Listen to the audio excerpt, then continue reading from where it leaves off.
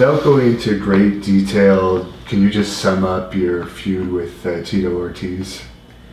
Yeah, don't agree with a lot of the things that he did and the way he did it, but you know, this guy was the pound for pound the best fighter in the world during his time, and you can't take anything away from him. He had a great career, you know, definitely one of the best.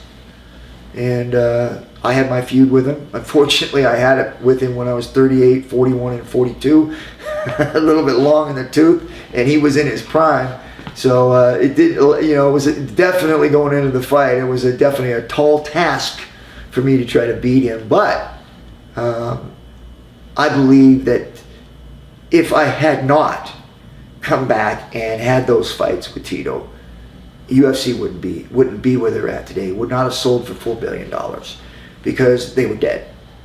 And if not for what me and Tito did and those feuds that we had, they would be where they're at. Because I think your first fight with him set a record for mainstream media attention or something. Every time we did it, it set a record.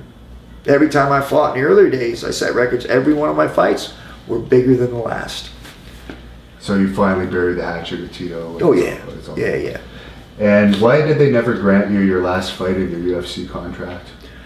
Yeah, it's a lot of political stuff and a lot of law stuff. You know, it's I can't go into all the details, but you know, it's unfortunate because it was more of a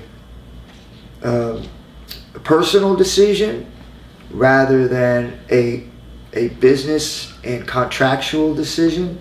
And they went against the contract, and unfortunately, in the world that we live in, if you think just because you got a contract and you're in the right, you're going to win, you got another thing coming.